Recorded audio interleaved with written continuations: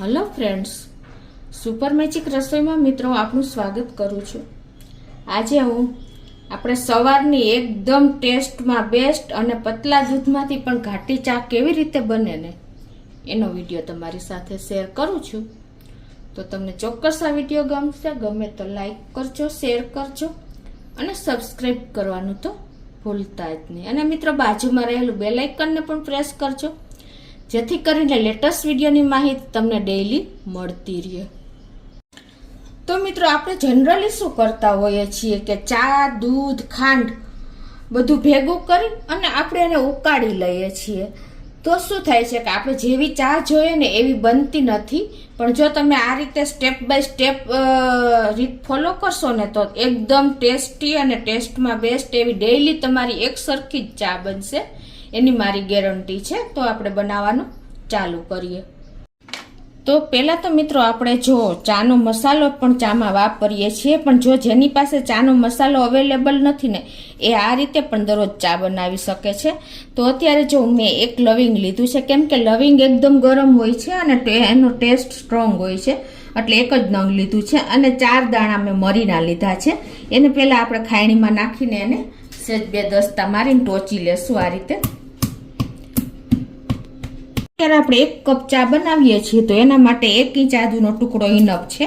તો એની પહેલા આપણે છાલ ઉતારીને અને પાણીએથી ધોઈ અને પછી એના પીસ આપણે કરી લેશું। અત્યારે મેં રેડી જ રાખ્યો છે। તો આ રીતે આપણે પીસ કરીને અને ખાયણીમાં નાખી દેશું। અને તમારે ખાસ નોટ શું કરવાનું છે કે તમે જ્યારે આદુ સમારો ને ત્યારે તમારું ચપ્પુ લીંબુ વાળું ન હોવું જોઈએ, નહીતર પણ તમારી ચા ફાટી જાય છે। અને ક્યારે કઈ વસ્તુ ઉમેરવી ને એ પણ અગત્યનું છે। તો અત્યારે આપણે આદુ નાખીને આ રીતે ટોચી લેશું મિત્રો। અને મેં મારા સુપર મેજિક ચેનલમાં ચાના મસાલાની રેસીપી પણ મૂકેલી છે। તમે એ રીતે કરશો ને, ચાનો મસાલો નાખશો ને તો તમને સવારમાં જ એકદમ એટલા ઇન્ગ્રેડિયન્ટ એમાં હોય છે ને કે આયુર્વેદ પ્રમાણે તમને બધા ગુણ મળી રહેશે, એટલે મસાલો પણ જરૂરી છે। તો આ રીતે આપણે આદુને ટોચી લેશું।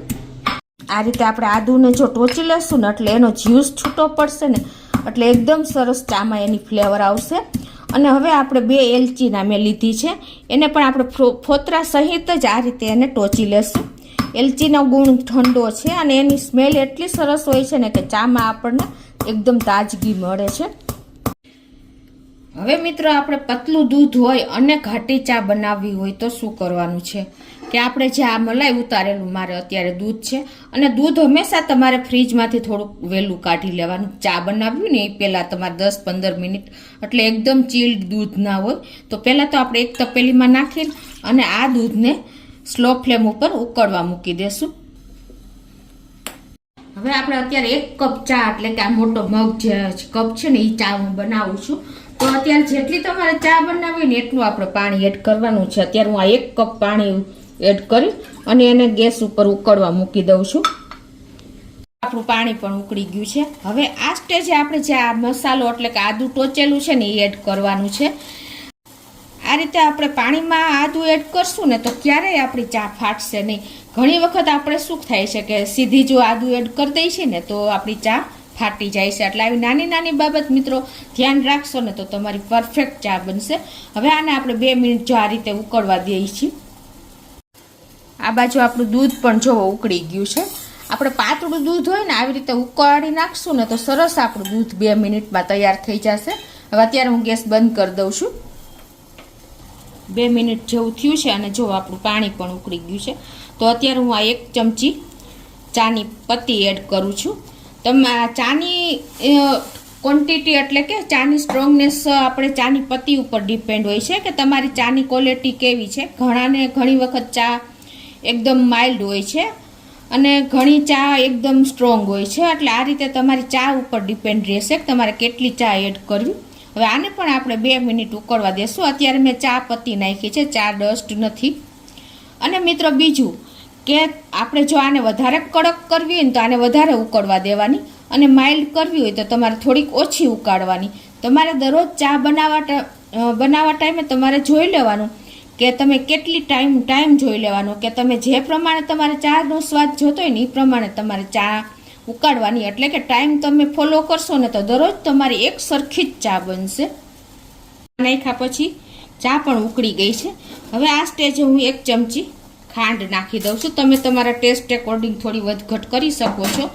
આપણે શું કરીએ છીએ, ઘણી વખત આપણે દૂધ નાખ્યા પછી ખાંડ નાખીએ છીએ તો આપણું દૂધ એકદમ પાતળું થઈ જાય છે, ખાંડનું પાણી થાય છે ને એટલે. પણ તમે જો આ રીતે સ્ટેપ બાય સ્ટેપ તમે બધું એડ કરશો ને કે ખાંડ તમારે પહેલાં નાખી દેવાની. અને હવે આને આપણે 2 થી 3 મિનિટ ખાંડને પણ ઉકળવા દેશું. તો જો 2 થી 3 મિનિટ આપણે આ ચા ખાંડ બધું ઉકળી જ ગયું છે. ખાંડ નાખ્યા પછી પણ 2 મિનિટ જેવું થઈ ગયું છે. તો હવે આ સ્ટેજે આપણે જે આ ઉકાળેલું દૂધ છે ને 1 કપ લીધું છે, જે કપથી મેં પાણી ભર્યું હતું ને એ જ કપથી મેં આ દૂધ ઉકાળ્યું છે. તો એને પણ હવે આપણે આ સ્ટેજે એડ કરી દેશું. તમે આ રીતે ચા પાણી ખાંડ બધું ઉકાળ્યા પછી દૂધ નાખશો ને તો તમારે પરફેક્ટ ચા બનશે મિત્રો.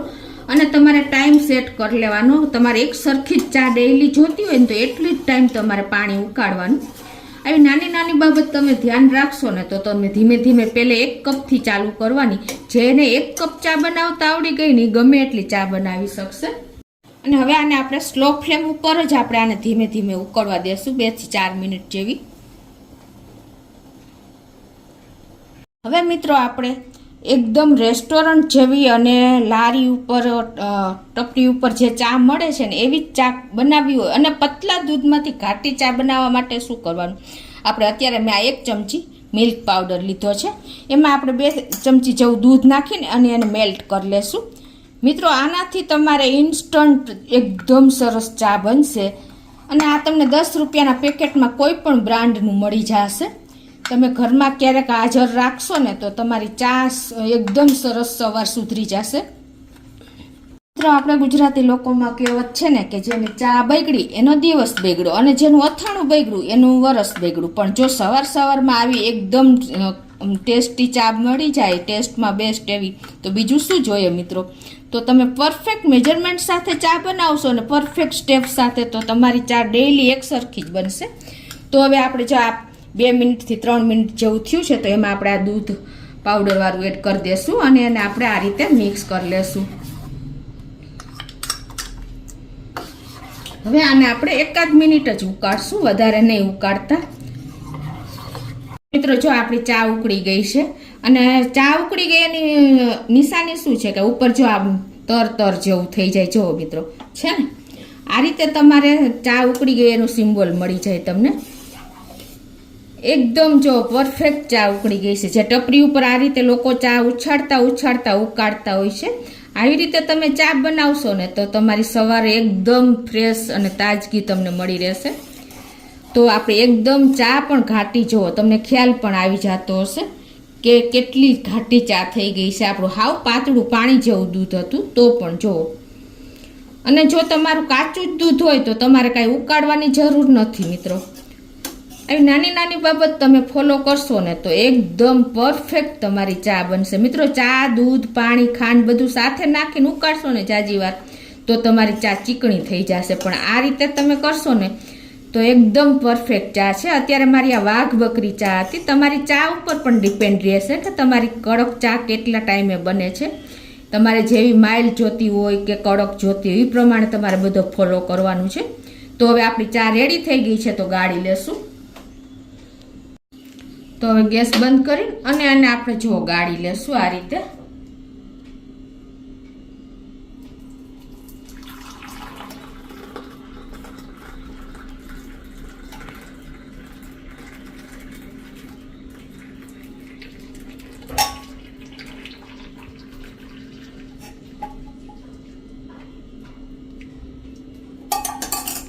મિત્રો સવાર સવારમાં આપણને આવી લારી ટપરી જેવી ચા મળી જાય, હોટલ જેવી કયો તો પણ ચાલે એવી એકદમ ટેસ્ટમાં બેસ્ટ એવી આપણી પતલા દૂધમાંથી ઘાટી ચા તૈયાર થઈ ગઈ છે.